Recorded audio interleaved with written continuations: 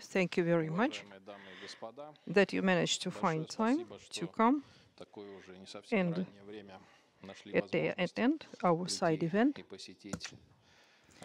because when we're talking about the conference and the place where it is being held, where we are there now, in the direct and indirect sense of word, of course, there were a lot of things which were worth mentioning about the mass media, and not only about the mass media. And so that's why we gathered there, the panel discussion. And I don't want to be modest, and there are outstanding speakers here who influence and define the policy and the direction of the development of our country, especially when we're talking about climate changes and global warming and other questions. And so that's why I would like to introduce our speakers. So to the right, there is Maxim Reshetnikov, the Ministry of Economic Development of the Russian Federation. Then Alexei Likhachov, the Director General of State Corporation Rosatom. And to the left, you can see Vyacheslav Solomin and Sergei Noprienko. And also German Gref will join us online. He is the chairman of Sberbank of Russia. And I think that we mixed just very good speakers here, and this will allow us to have a good look at the problem and how these problems are solved in the Russian Federation from the point of view of the government and also from the point of view of the business, and it is very important. And of course, in the Russian Federation, we feel ourselves the difference of different changes of climate, and we have already spoken about it, and there was the official statement, and of course we experience some negative changes which are happening in front of our faces, and so that's why we can see that Russia is a northern country, and in fact we can benefit from it. That is the general idea. But in the long-term run, we can see that there are problems, and today we can see the growth of floods, forest fires, we see the degradation of lands, we also see the expansion of deserts, and of course I was asked about the permafrost here, and because that is the 70% of the territory of the Russian Federation, and of course we have a lot of stock of greenhouse gases which can come out in case if this permafrost starts melting. And for us, besides everything, there is a danger that a lot of territory of the Russian Federation is under the process of erosion, and our infrastructure will face with negative processes, and everything will influence the life of people. And so that's why Russia is not indifferent to these problems. On the contrary, we are trying hard to solve them. And here there are efforts which are being made now, and these efforts are tremendous. And we asked Maxim Reshetnikov to tell us what are the efforts of the government which are made in this particular sphere in order to settle the problem of global warming. So some people will speak Russian, some people will speak English, because we are going to have a democratic approach during this panel discussion.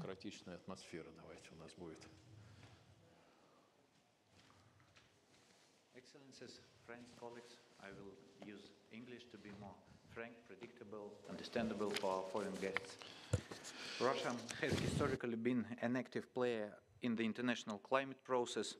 Russia is a global leader in terms of accumulated emissions reductions and real emissions reductions since 1990.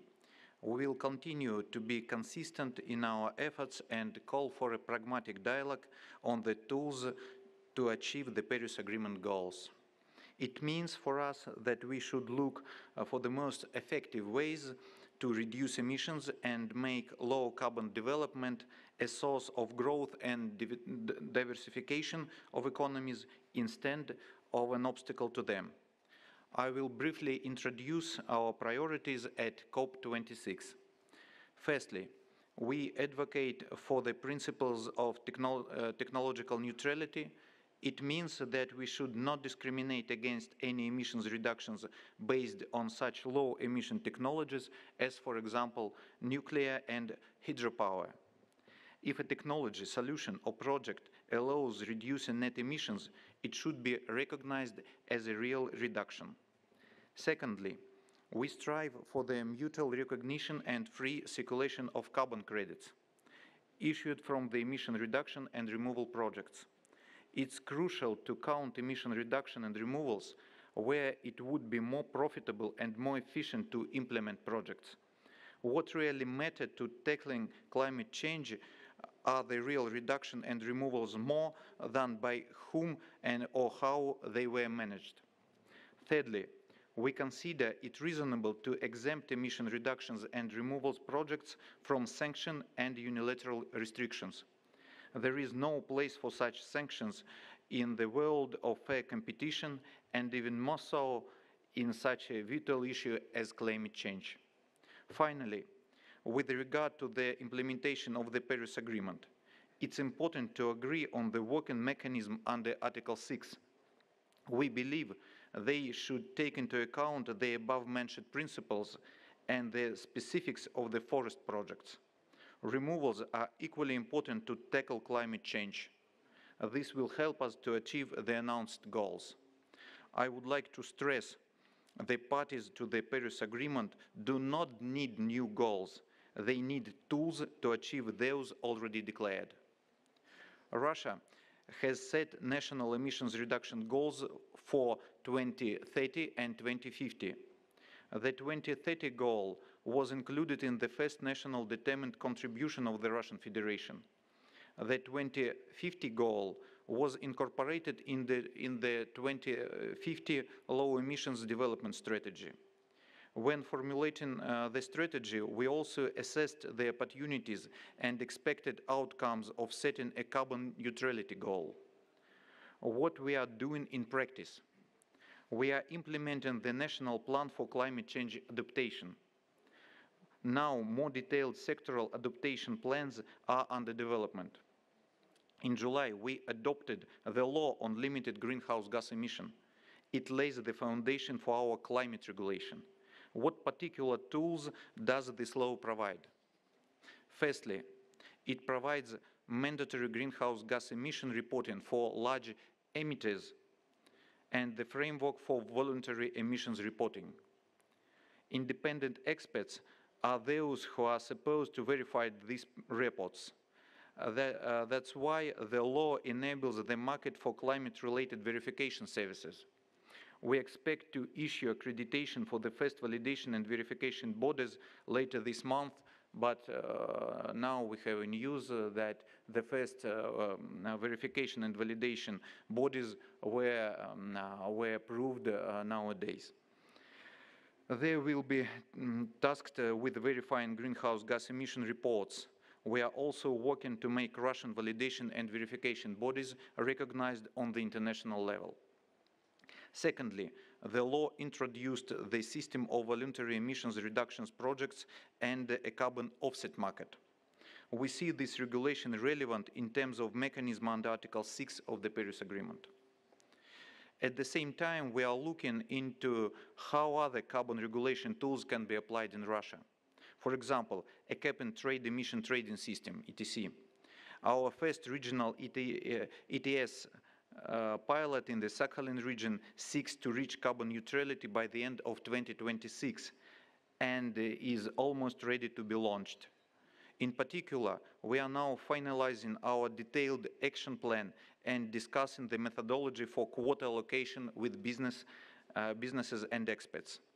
Russia has enormous potential for zero and low emissions power generation and certification. Our green electricity certificate plans would allow companies to achieve verified reduction of their carbon footprint. The government adopted the national taxonomy of green projects, which includes both the green and transitional projects. We also adopted several concept documents aimed to establish the development framework for new net zero sectors, namely the hydrogen industry and electric transport. All these documents comprise the first national climate package that is essentially the first practical step to implement our low-emission development strategy. The primary goal we set in the strategy is to ensure economic growth in the face of the global energy transitions. To achieve this goal, we should both tackle new challenges and seize new opportunities offered by decarbonization. That's why our strategy not only sets a goal, but also lays out an implementation plan. We consider two scenarios in the strategy: business as usual and intensive action. Business as usual does not imply any additional efforts, while intensive action implies active decarbonization measures. The one we set as a target scenario is intensive action because it better meets the national priorities. By 2030, implementing intensive decarbonization measures and enabling emission reduction and removal projects will allow us to decrease the carbon intensity for our economy at a faster rate. After 2030, these efforts will promote structural economic shifts while maintaining stable GDP growth rate, at least 3% per year. In particular, we expect our export to become more competitive. This will allow us to secure enough fiscal space to implement active social policies and keep the high level of the real income of the population.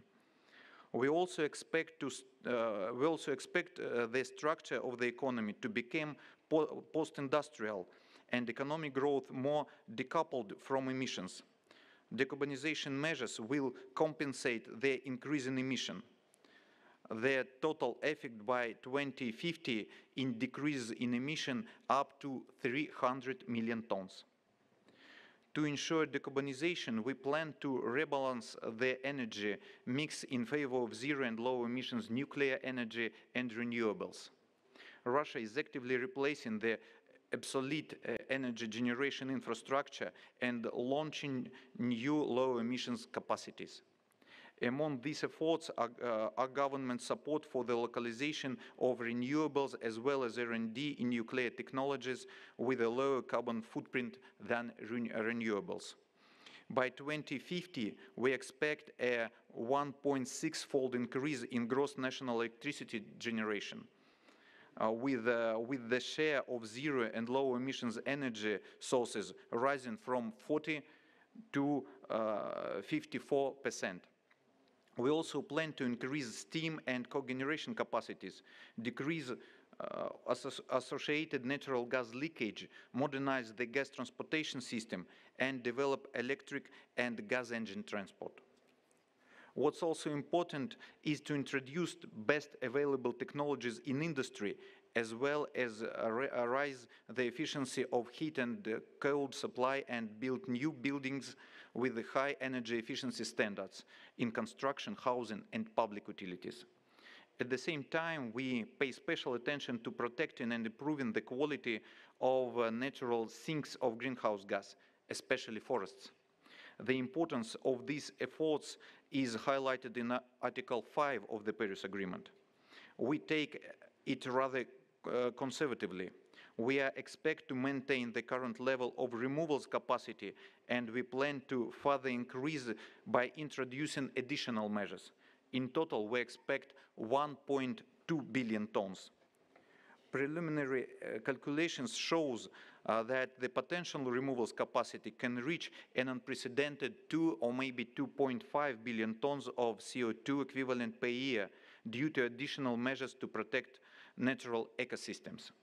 Russia has also a significant potential in the use of technologies for carbon capture, utilization, and storage.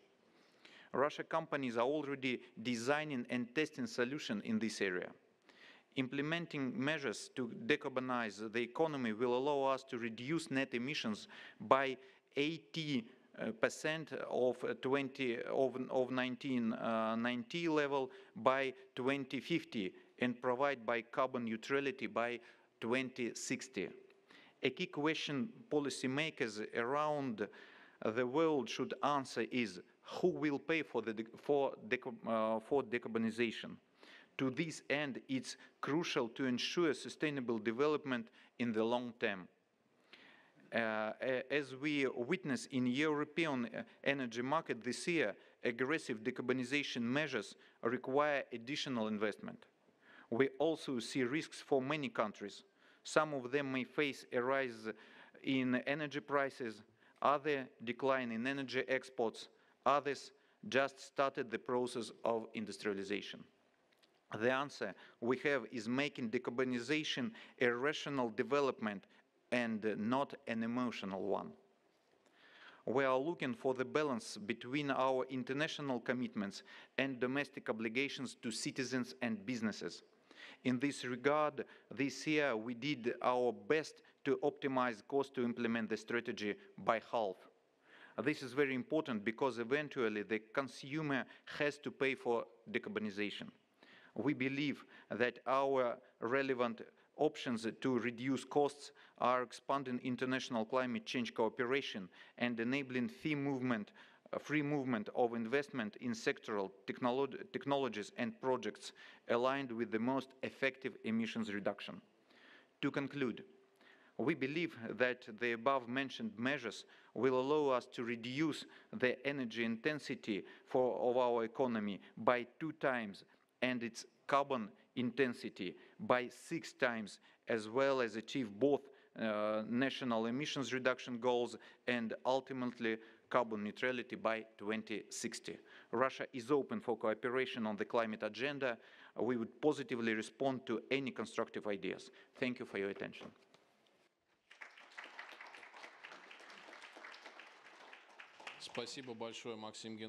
Thank you, Maxim, that you took the role to give general understanding of the big work which is being carried out in the Russian Federation and which we are planning to continue. And you also gave us the understanding with our strategy of the social development and economical development 2050 in the condition of low carbon emissions. And in fact, a lot of things are being done now, and the most important thing which we are aimed at with our strategy is to sustain the balance between the reduction of emission and increase of the absorption capacities of our ecosystems. And of course, along with that, we cannot make the level of life of our people lower. And so that's why we are for the economical balance in our life. It is very important. This balance is very important not only for Russia, but for the other countries also. And we hear about this during this conference a lot of times. And of course, all the steps which are aimed at the decision of the solution of the climate changes, of course, should be considered as an opportunity to come to the new level of the development. To solve this particular problem, we should not forget about our ecosystems. As you know, the Russian Federation is the biggest in territory country in the world, and that's why we have a special responsibility speaking about the management of our ecosystems. 20% of the forests of the planet are in the territory of the Russian Federation. They are in our country. And so that's why I would like to give the floor to the Deputy of the Ministry of Natural Resources, Mr. Onoprienko, to speak in detail about the role of our forests as of today and how we consider to work with our ecosystems now. So thank you very much. And so, dear colleagues, as it has already been said, the Russian Federation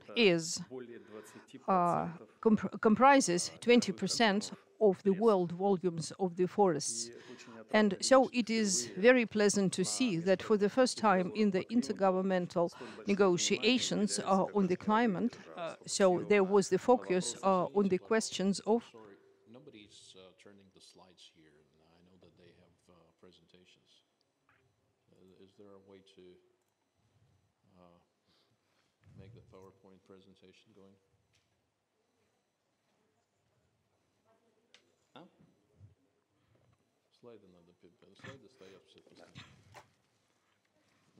So I will continue. As I have already said, for the Russian Federation, it is very important to say that about 1 billion, more than 1 billion of the forest fund, so 815 hectares are covered with forests. And the stock of the carbon, as of today, is more than 12% of the world stock of carbon. Within the framework of our state policy, we step by step and well planned make the restoration of the forests and forest management. So this year, the strategy for the development of the forest complex was adopted. It includes not only the forest approach, but also timber.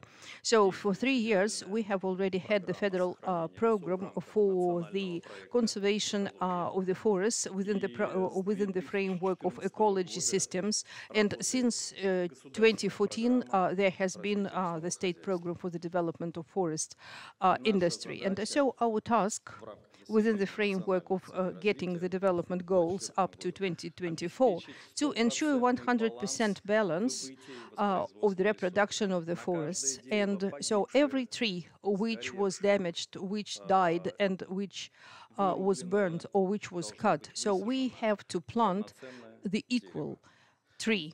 The President of the Russian Federation, Vladimir Putin, said that we should have the carbon neutrality, which has already been mentioned by our colleague, and we come to this goal by 2060, and it is reflected in the strategy for the low carbon development of the Russian Federation up to 2050.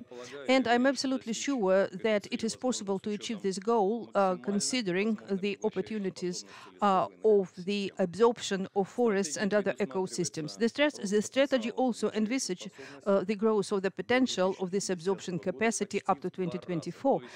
It should be 2 times more. And so it means that there will be more than billion CO2 equivalent. In order to achieve this goal, it is necessary to put into life the following steps. First of all, that is the protection of forests from forest fires. That is the protection of forests from the illnesses and also from the insects. And so all necessary steps to restore the forests, to create the productivity of the forests through the practices of the development of forest industry. So the Russian business will also implement the climatic programs, which will be directed at the greenhouse gases absorption. And so there is all necessary legislation basis for that. So the appearance of such a project are also aimed at the growth of the investments in the forest industry. And coming up to the end of my presentation, I would like to say that we supported the Declaration of Glasgow, and of course it reflects our national goals as well, and also it reflects the situation in the Russian Federation from the ecological point of view. I'm absolutely sure that Glasgow Declaration will give the impetus to the further international cooperation within the framework of sustainable forest management, and also the enhancement of the problematic of forests in the general agenda of the United Nations. Thank you for your attention. So thank you. Thank you, Sergei. So the Russian Federation is not only a very big industrial place, but it is also the energy producing state. And so that's why I would like to come to the questions which are related to the energy generation. And of course, these issues, yes, of course, arguable, and because there are a lot of arguments within the context of the climate changes. And if we have a look at the energy mix of the Russian Federation, we can say that it is one of the lowest emission balance in the world. And it is really so. And of course, it is due to the nuclear energy, because that is very modern, very clean, very safe kind of energy. And as we see the implementation and the contribution of the nuclear in the development of the Russian Federation, these questions will be reflected by Mr. Likhachev. So, Alexei, will you please press the special button in order to switch the slides? So, thank you very much. For the instructions, and I will try to follow them. Dear colleagues, dear friends, I will start with the main thing that COP26 is one of the results, I believe, finished the discussion on whether nuclear industry should be part of the carbon zero energy. And I think the answer is positive. Yes, it should be. And as part of the decisions articulated by the leaders, this statement was made at this important world event. Of course, the specific place and specific types of generations, the development of the technologies must be thought through. And it is ongoing activity, but we should divide the nuclear industry before COP26 and after COP26, when this discussion became a positive discussion for most participants. And the conclusion which was done is quite logical. Many estimates and many conclusions have been drawn by our colleagues in Europe in the International Commission of the United Nations. So the cycle of the life cycle of nuclear unit is usually zero carbon emissions, or it takes one of the leading positions together with the wind generation and solar generation. And this conclusion made by different scientists is clear, and it should be considered in the energy to achieve the energy carbon zero goals. And Russia demonstrates these examples as of today. 20.3% of electricity is generated by nuclear, and the president of the Russian Federation made the decision to increase the share of nuclear generation up to 25%. In addition to these parameters with the direct impact, there are other characteristics such as metal use, which is 13% less compared to wind generation. And as for territory, nuclear power plant requires 34% less territory, and we do not call for competition with other types of green energy. We are developing the wind farms, and we are the biggest operator of the wind farms, and we think that this is the square where we have nuclear, solar, wind, and hydro. We also see the challenge for the Russian Federation, but without further development, without further understanding, and we know that the best scientists work on the following.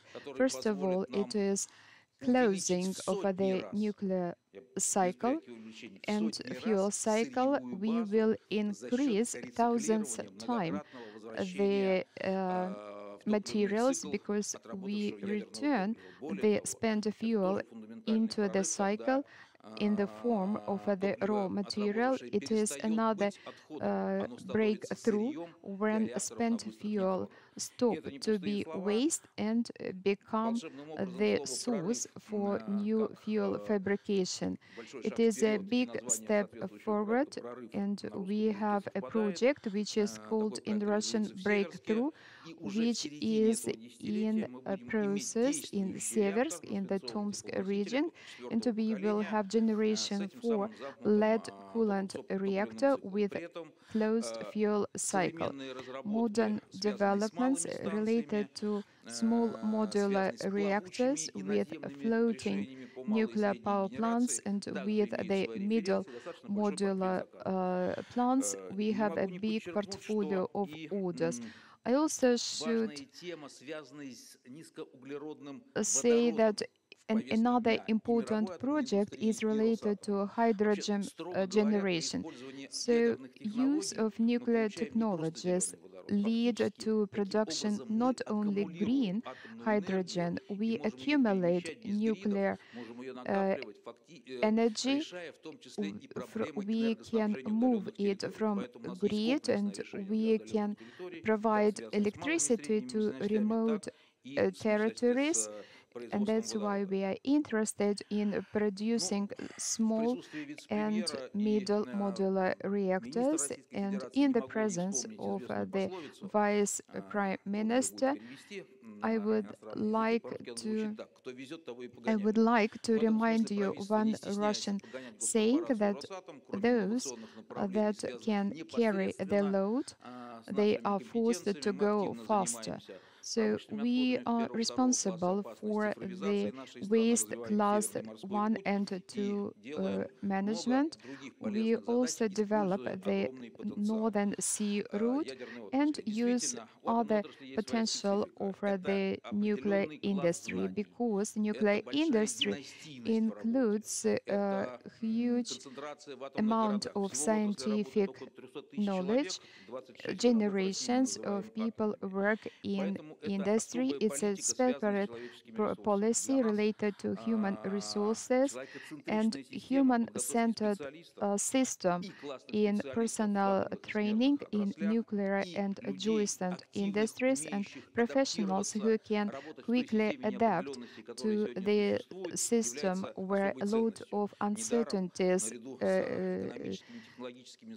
exist are very important. That's why corporate policy and human-centered system, which will allow a professional to open and to develop its professional capacities, and that's why we continue winning world skill contest, and we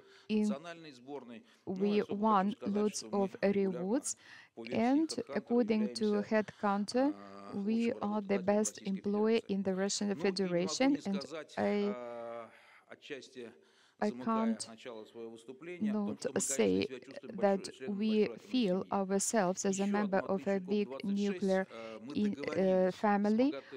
And another interesting thing about COP26, we had agreed with the IAEA, OESR, with our colleagues from Hungary, and that we will together come to this conference and we will articulate and speak our minds. I would like to thank our colleagues and foreign colleagues from international and international organizations for their position, which was demonstrated at COP26, and I'm sure that COP27 will be started next week. At least we in our team will summarize the results of this conference and start preparing for the next one.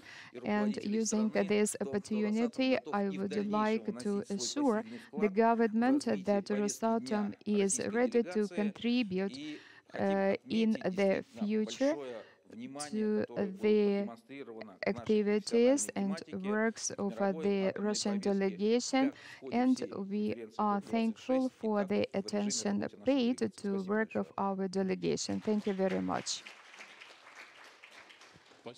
Thank you, Alexei, for such a detailed presentation about Rosatom approaches to climate agenda.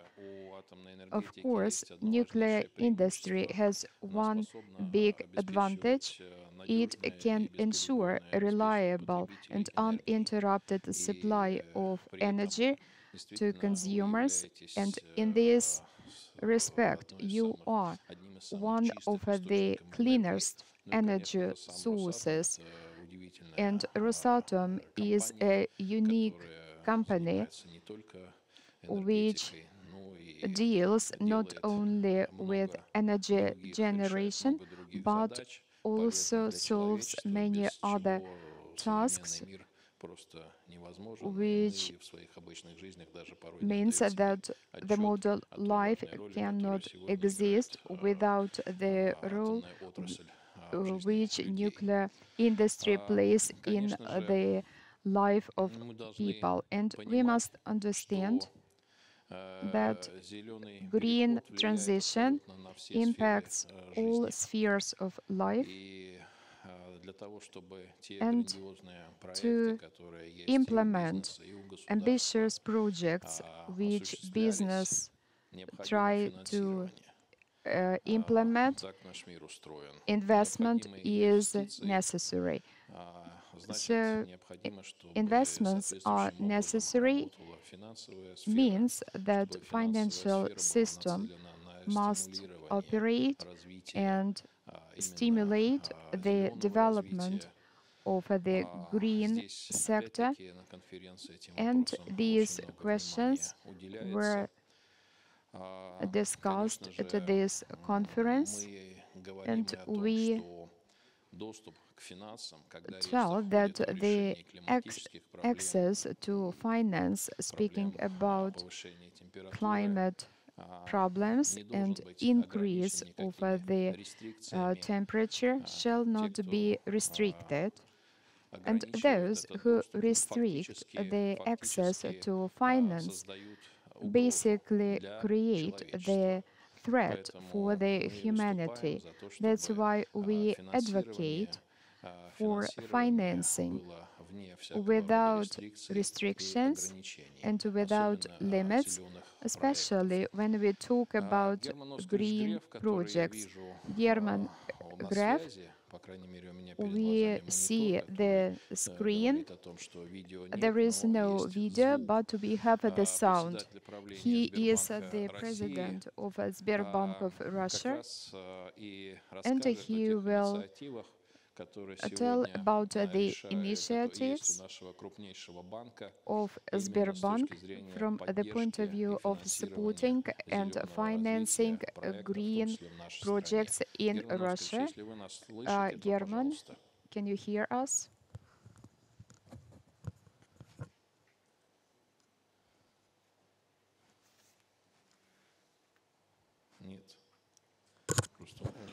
No, unfortunately, he cannot hear us, and I see the green light, and I presume he is supposed to hear us. Okay, so let us start. Let us not ask questions now. Let us continue the presentations. So there are some problems, as we can see. These are the problems with the connection. We're having a problem with communications because apparently Mr. Graf is not online, and the screen here is green. So let's try and do something. And while we're doing this, I would ask the representative, another speaker. So this is Mr. Solomin, who is the director of the N+ company. So he also represents the energy sector. And here There is the transitions which we are talking about will never happen if all the industries will be involved there, and these are the industries which traditionally used to be considered as carbon consuming. And so it is important to understand how they are transforming, how they are planning to get the climatic goals which are expected from them. So, Vyacheslav, the floor is yours.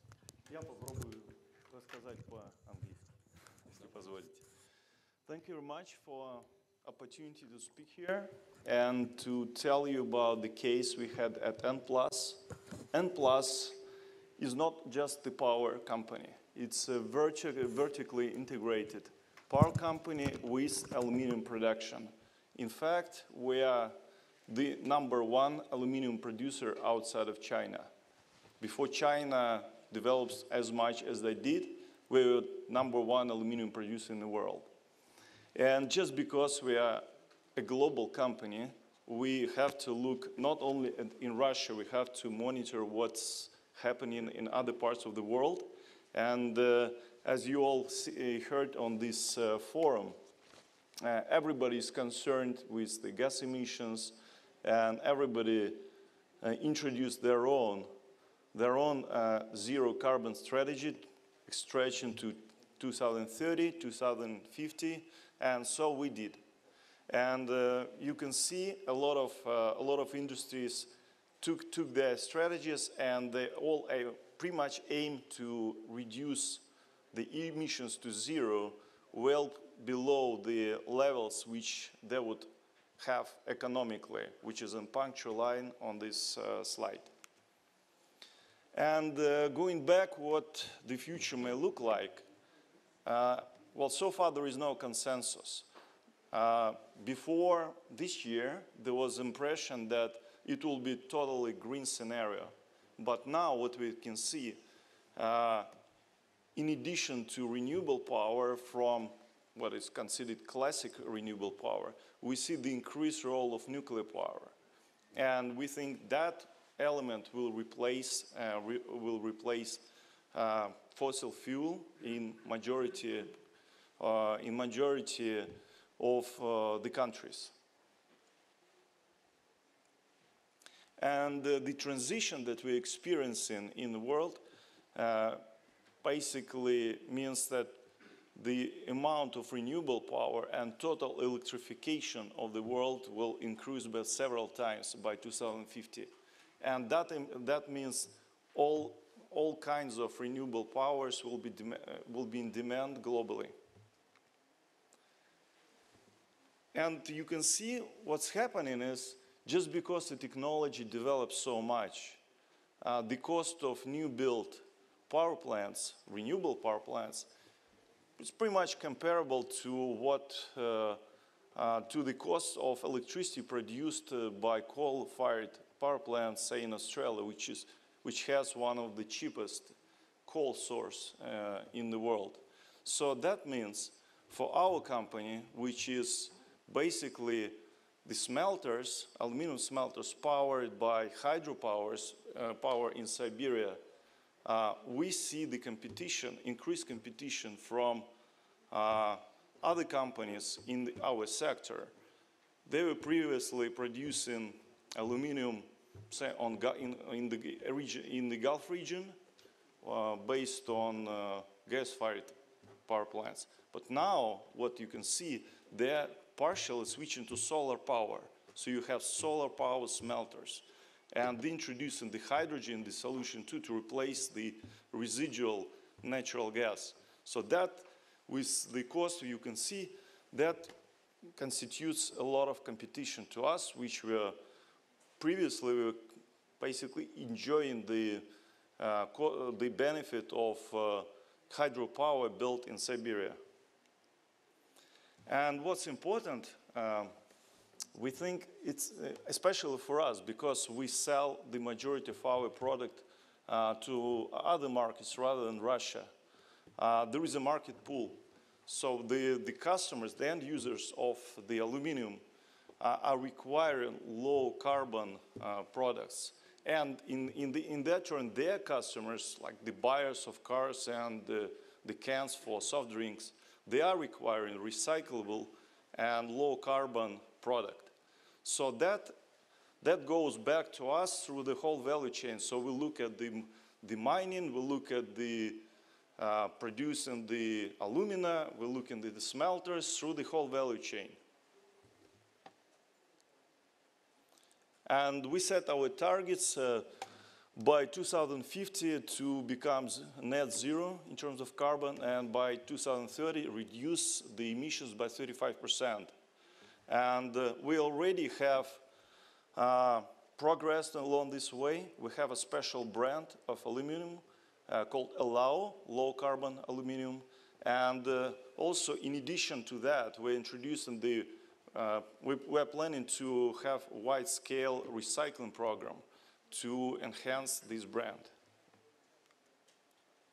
And there are various challenges that we are facing. Essentially, as I said, everybody's pretty much going this way. So in steel industry, in aluminum industry, in other industries. And we have to be intact. And because of the energy transition, it's sort of a self-propelling mechanism. So energy transition requires, say, more aluminum. And more aluminum requires more renewable power, and then go circles and circles. And in essence, the cost of production in many industries increases. So we always have to look at keeping our competitive advantage over other companies just due to our vertical integration. But just because the renewable power gets cheaper every day, so that gets harder every day too. And also I would like to mention that we see one of the largest impacts from China, especially on our company. So China is getting more concerned with using the low carbon aluminum too. They've been stopping all the aluminum smelters. They've been shutting down the coal-fired plants. And we see, which we didn't see before, the increase of aluminum sales to China, which so far Chinese cannot produce enough for them of low carbon aluminum. So that represents the unique opportunity to us. And just to repeat, yes, there is new opportunity in the hydrogen. It's a great source of energy. And, but there are some issues in transportation. I'll talk about it a bit later. And as I said, we draw the plan to 2050. And you can see we basically go to zero, and we introduce all kinds of measures we can imagine. We change the technology, we change our source base, we do forest projects just to compensate whatever we cannot abate otherwise. We develop new renewable sources, hydro, and we are planning to go into more in various kind of regions. So that effectively brings us to our target and makes us more competitive compared to even in shorter term. And just to give you an example, like one of the first things we plan to do, we are going to switch from all the technology that some of our plants are using to invest approximately $5 billion in that over the next few years.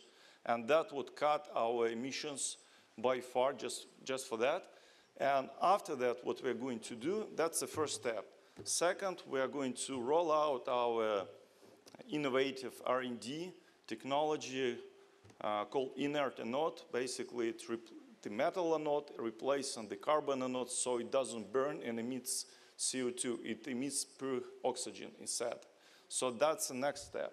After that, we're going to employ more technologies, and just because we have facilities in other places, say we have the alumina refinery in Ireland, so that could be powered by, even though it requires a lot of steam, it could be powered by the wind generation in Ireland. Or our facility in Siberia, which currently is powered by coal, so that could be, hopefully, if there is natural gas, will be a switch to gas and later to hydrogen. And in our power segment, we're also looking what business opportunities this transition gives to us. Well, first, we are going to increase our capacities in renewables. And just because there is not always a match where the demand is and where the capacity is, so the hydrogen represents great opportunity to store the energy and transport it elsewhere. Otherwise, sometimes it's not feasible to build the power line, but hydrogen allows us to transport this energy. And just because there are so many issues in doing that, and people are talking about the ammonia projects, there is a methanol project, various types of what we can do. We also decided to participate, and we have an alloy which is particularly resilient to the influence of hydrogen on material. And we plan to develop the 40-feet container to transport liquefied hydrogen, and which can keep it for like 40-45 days. That would allow to distribute hydrogen to local end users and potentially move it on ships. So it will be universal to transporting it by ships, by railway, and by cars. So that could give us some universal exposure, and to use that technology here and on other markets. And also, it's important to say that we also care about the places where we operate. So one of the, some cities where we operate, they are not enjoying great ecological situation due to emissions, due to their geographical position. And we think it will be very wise to create local clusters of local use of hydrogen, say in public transportation. And to do that, we're planning to switch our own fleet of buses to hydrogen, then to propose to local government to participate in this project, so to improve the quality of life. So we see there is no decision to be made whether to move along this pathway. I mean, all the decisions are already made, and it's just the way we have to select the ways to make this transition, not to harm ourselves. And that's what we're doing, and we're thinking about it every day. Thank you. Вячеслав Алексеевич, большое спасибо за ваш очень интересный доклад. So, Vyacheslav, thank you very much for your very interesting presentation. And again, you demonstrated that you are the biggest company which traditionally is very good in energy, and so you are also thinking how to come to the clean technology. But what is also very interesting is the fact that you are working at the systems of the storage of hydrogen, and also about the delivery to the consumer, because it is also very important. Because during the transition for clean sources of energy, of course, will require the construction of absolutely new chains, business chains, and technological chains.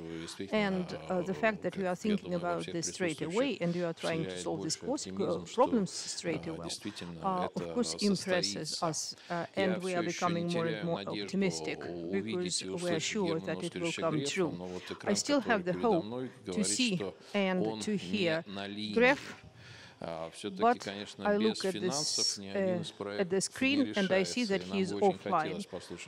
So unfortunately, without financial support, we will not be able to implement any project. And so I know the presentation of Mr. Gref, and he wanted to tell us new green tools or instruments which are being developed by Sberbank today and which are offered by Sberbank. And of course, nobody can speak better than Mr. Gref about all these issues, and moreover, he is famous, and he can be very specific about his thoughts and ideas. And I have worked with Mr. Gref for certain years, and I witnessed how he inspired people and how he directed people in the necessary direction to solve the problems which seemed to be very difficult. Unfortunately, the people who work with him now are trying to solve the problem of connecting him. And now we are going to have a pause, but we will use the pause, because when I was listening to Maxim Reshetnikov, I felt pity to him, because the task which was in front of him was difficult, because it was necessary to be very brief and to tell about everything which is going on. And in fact, he voiced some suggestions, some offers, and after that he passed over to some other topic. But under all of these bullets, it was possible to see big presentations and more than one presentations, because the initiatives he was talking about, in fact, they are also confirmed by our roadmaps, which we are developing now. And the government is involved in this particular activity, and we have a lot of discussions. And now I would like Maxim to speak a little bit more and maybe to dwell upon some topics which are interesting, for example, about the transition projects. So you mentioned the taxonomy of the green projects. What are the peculiarities of these projects? Because the words are very beautiful, but we would like to go into some details. So one of the biggest projects which we have now, and which is almost finalized now, that was the development of the taxonomy for SG projects, that is environmental, that are green projects, and of course they are connected with the reduction of CO2 emissions. And for us, what was good experience? So we did it not on our initiative, but that was the initiative from the business, from banking communities, Sberbank, Gazprombank, and other banks addressed us, and E.ON and Rosatom was also involved. And so in fact we had the working group where we comprised 50 representatives. And in fact during the discussions we made taxonomy, which on the one hand considers best practices from the West and includes these green projects. And as of today, there was one novelty. So in fact, low-carbon green project was also applied to the nuclear energy sector.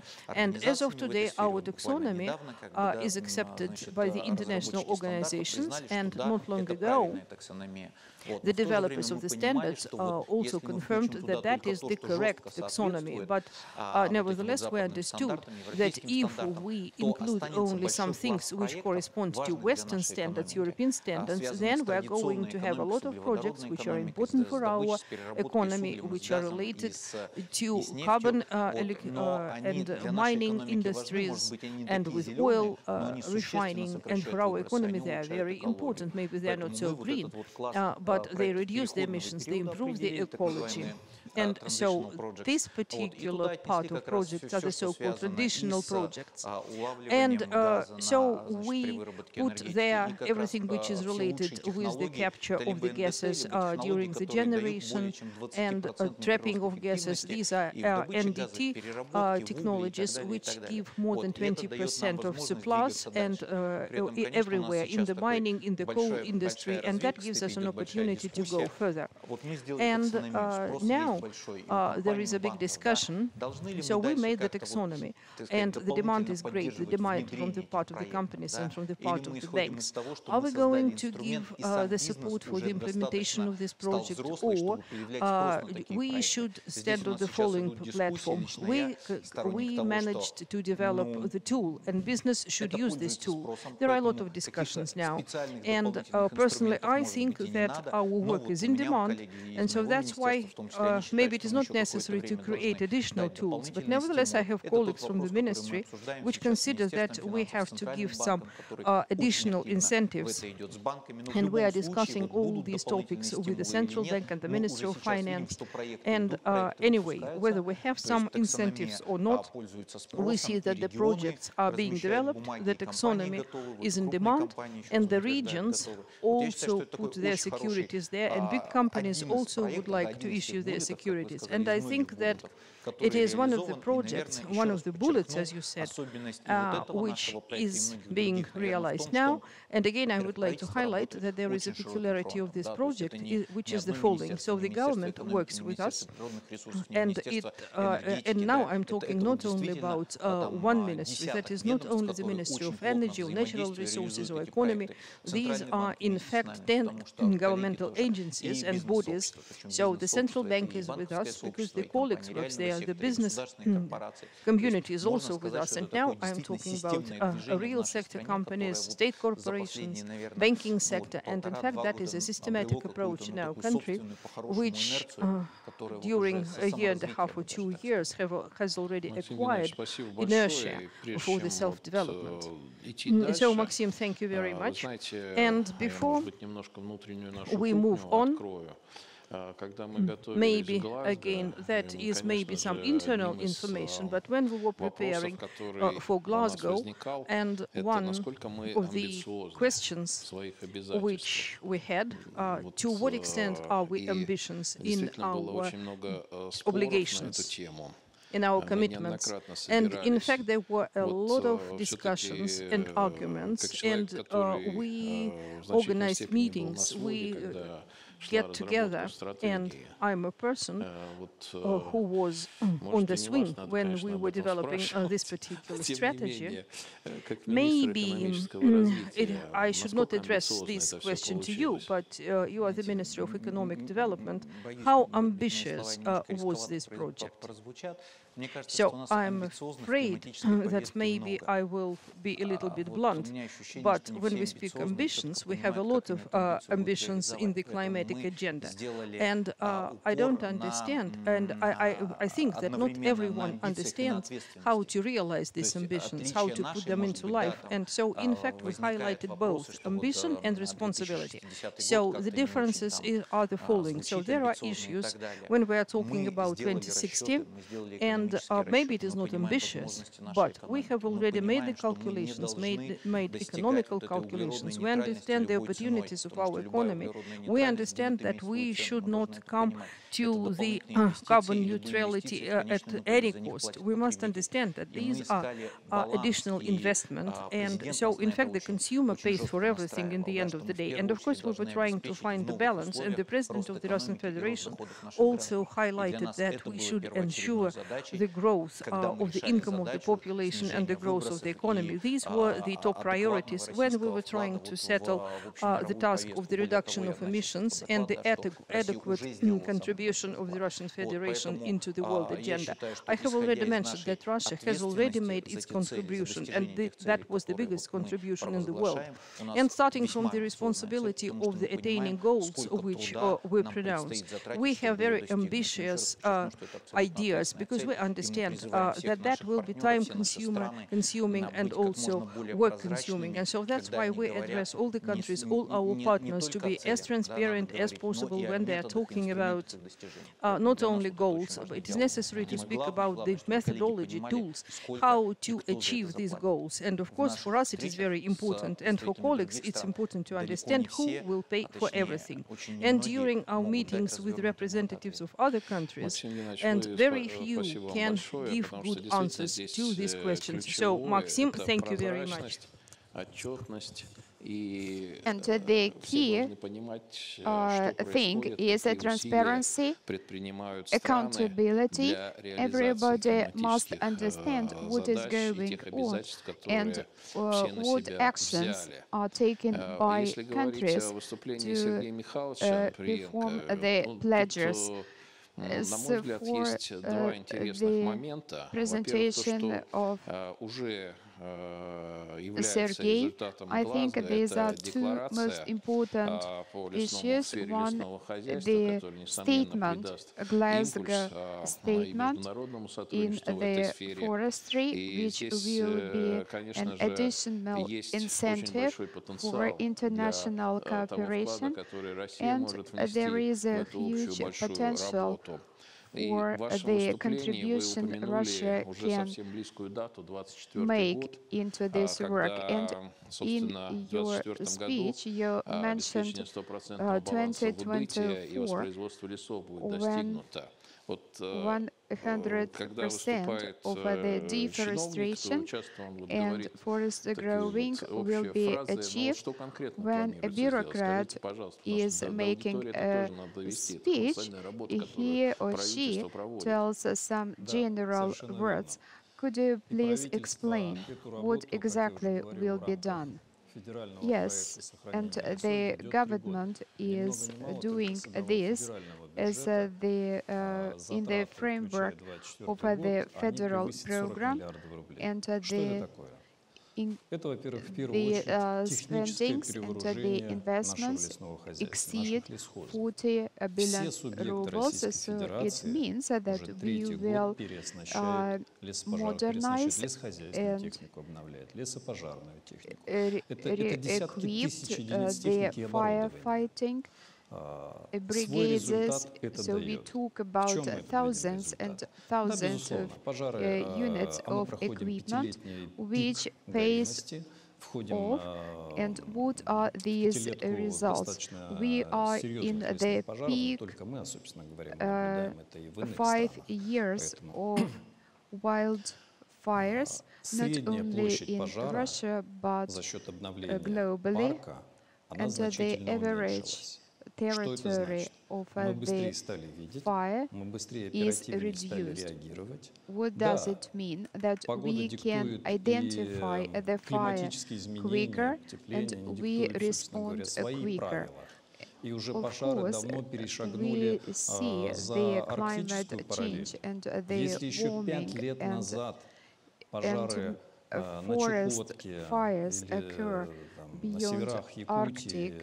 So 5 years ago, forests in Chukotka, in Yakutia, were not possible. Now it's a new norm. If I'm not mistaken, last year and this year, the temperature in Yakutia and Chukotka was up to 38 degrees, and it was not a surprise for anybody. So it is beyond the polar circle. So the snow is on fire. I think this will be the slogan of this debate. Yes. So in addition to equipment modification, we also restore the forest, including artificial methods and combined methods.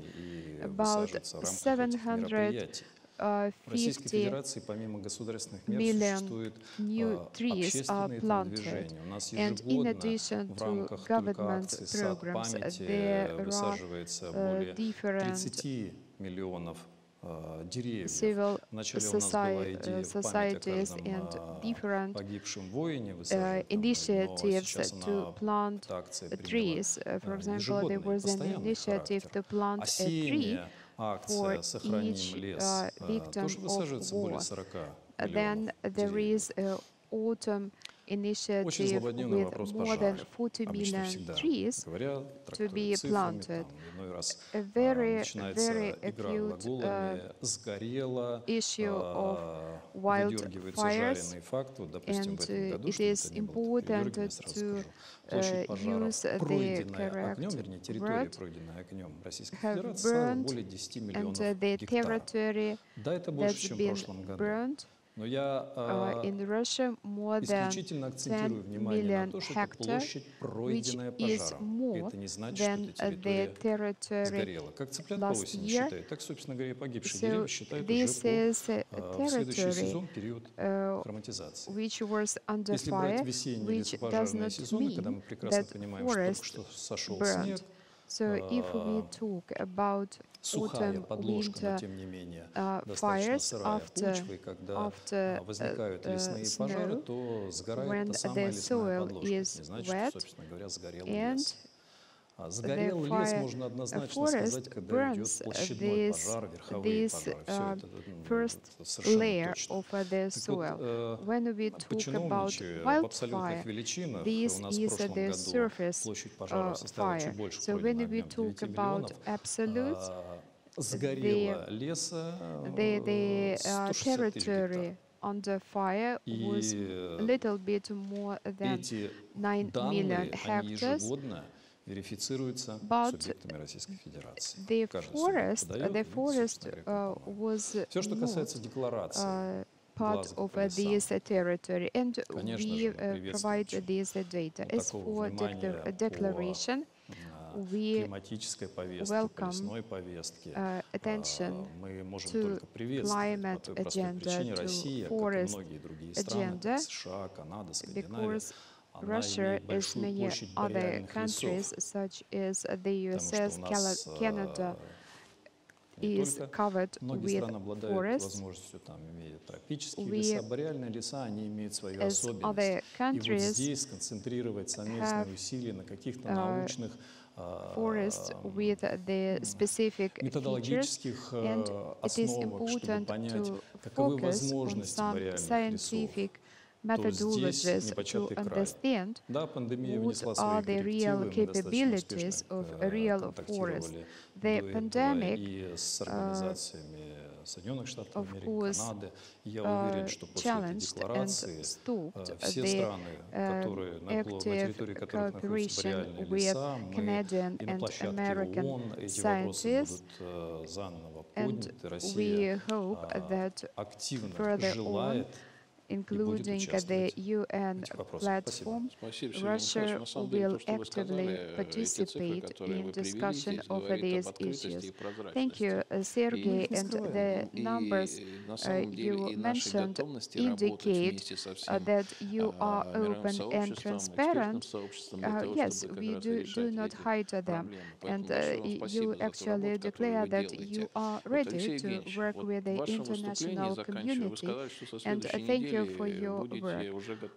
Alexei, summarizing your speech, you mentioned that starting from next week, you will start preparing for COP27. What did you mean? I meant that we have to think over the results of COP26, and not only in the area related to nuclear industry, but in general as well. What is most important?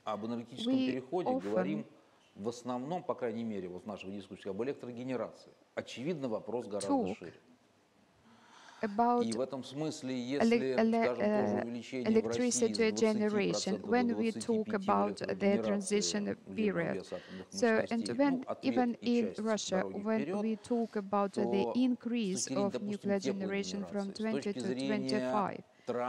So, from the point of view of conventional power generation, transportation, industry, the carbon trail is still not comprehended to the end. And number two, what is important are the principles we are going to use. COP26 is mostly political discussion, and the process is largely regarded as from the political point of view. So we should work with our colleagues in more practical sense, not in political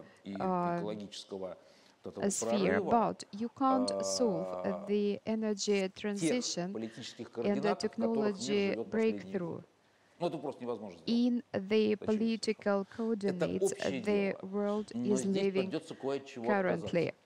This is a От common явной политизации, thing, and we have отказаться to от такого, refuse я бы from сказал, some things, from такого political очень approach, примитивного from, понимания энергоперехода как I would переключение say, некого счетчика, such a то есть некого primitive understanding of тумблера, да? energy От transition незеленых к зеленым. as Нет switching никакого счетчика. a Нужны очень switch серьезные экономические from просчеты, нужны non-green серьезные to green. технологические модели и So we осмысление, need собственно, сколько денег и economical сколько лет calculations, потребует models, создание необходимых and мощностей. Вот, к comprehension сожалению, этой how дискуссии не much идет. Понимаете, money ее бы надо and начинать. Надо ее how инициировать much time необходимо. Конечно, we конечно. И не need только с точки to зрения do this. электроэнергетики, So но и с this точки зрения, discussion ну, has not вообще, been скажем, started энергопотребления планеты. yet. We must Третья тема – initiate отказаться от it, некоторых догм, в not частности, only in ну, regard на мой of взгляд, такой green energy, пещерной but in радиофобии general, совершенной, and to и refuse from настраивать мировую dogma, мысль from such на cave консолидацию новых технологических решений, создание radiophobia, фактически четвертого and поколения атомной энергетики на планете. reach И в out этом to смысле, the смотрите, как world расширяется community about количество the стран, generation имеющих for атомные nuclear мощности. industry. 40-е, So 50-е look годы и at 60-е the прошлого number столетия – of это элитный круг. countries who Значит, are рубеж этого deploying века – это чуть nuclear шире, но industry. сейчас In the страны back совсем of разные. 40s, Бангладеш, 60s, it was an Египет, elite club. Турция Later on, строят у себя большие some more станции, многие countries, but замахиваются now на малые. all Вот, the поэтому, variety of чтобы countries, коротко Bangladesh, подвести итог Turkey, своей длинной many дискуссии, я бы countries хотел are своего willing длинного to выступления, build излишним, small может быть, modular я бы хотел сказать, что reactors. для нас очень So, важны итоги, и summarizing для нас my это не long столько результаты, speech, сколько to выводы say и that домашние задания. the И вот с этим домашним заданием мы поедем, results нам are все very понравилось, но с точки important. зрения So it is вот for очередного this шага. is Да, like но a как homework. король We умер, will да take здравствует it король, back with поэтому на us. следующей неделе начнется подготовка к 27, So КОП-27. the king is dead. Long live the new king. So next week we start preparation for COP27. Yes, thank you. Thank you very much. Unfortunately, we are running out of time. We tried to present над проблемами климата в нашей стране. that we are very serious about climate change in our country. Unfortunately, the world does not know good enough about this, well enough about this.